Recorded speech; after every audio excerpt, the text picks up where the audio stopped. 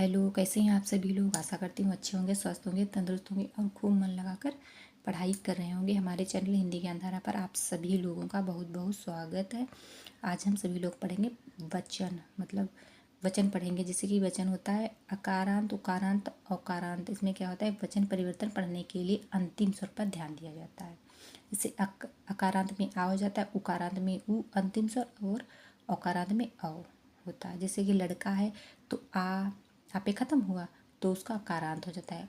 ऊपर ऊ होता है, ऊ होता है उसमें उकारांत हो जाता है। औ होता है उसमें औकारांत हो जाता है। जैसे अभी पढ़ते हैं आगे। और बिल्कुल ध्यानपूर्वक पढ़ना, मिस बिल्कुल भी ना कर देना और खूब ध्यान से देखना, याद करते रहना साथ में। महिला का महिलाएं, बहुवचन महिलाएं हो गया। कविता का कविताएं हो गया। माता का बहुवचन माताएं, वधु का बहुवचन वधुएं हो गया। लेखिका का बहुवचन लेखिकाएं और कथा का कथाएं हो गया। तो एक वचन बहुवचन, इसमें इतने पढ़ेंगे। दूसरा है उकारांत।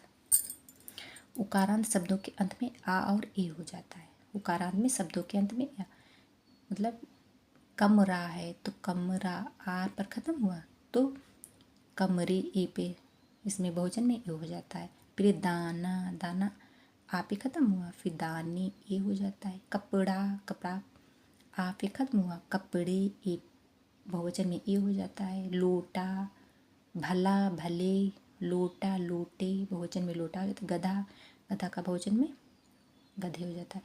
फिर आए, आ का आए तो किंतु स्वर का लोप हो जाता है। आए तो स्वर का लोप हो जाता है। जैसे नहर कर नहरी, इसमें नहीं होता। कमल कमले, इसमें आया है मगर स्वर का लोप हो जाता है। गाय का गायें, दीवार का दीवारें, चीज़ का चीज़ें और पुस्तक का पुस्तकें। तो नियम नंबर ये 2 है।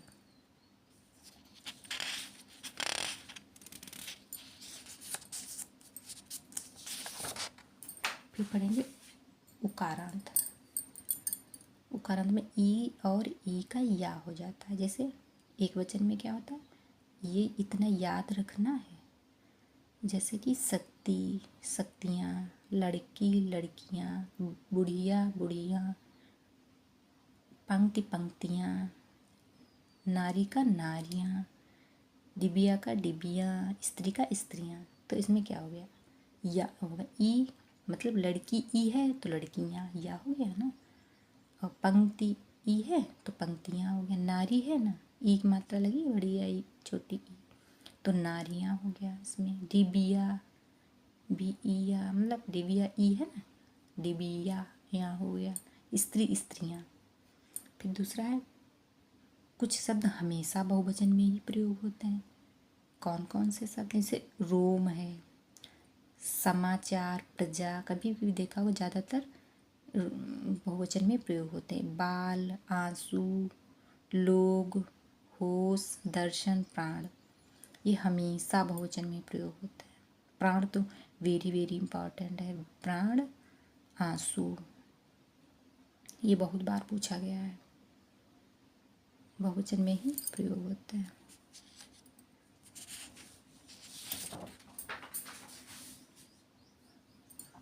कुछ शब्द हमेशा एक वचन में ही प्रयोग होते हैं।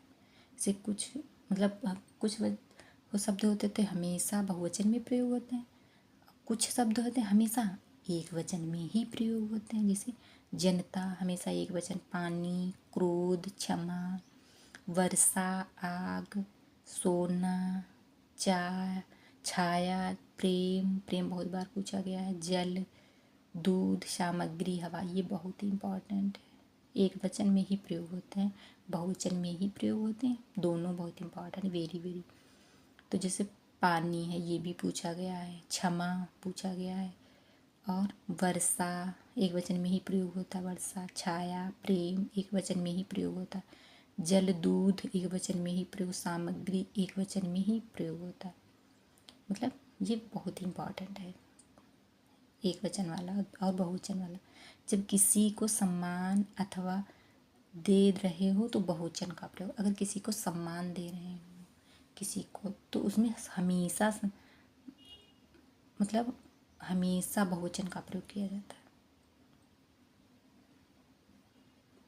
कैसे? तुलसी श्रेष्ठ कवि हैं, तो इसमें हमेशा बहुवचन प्रयोग होता है।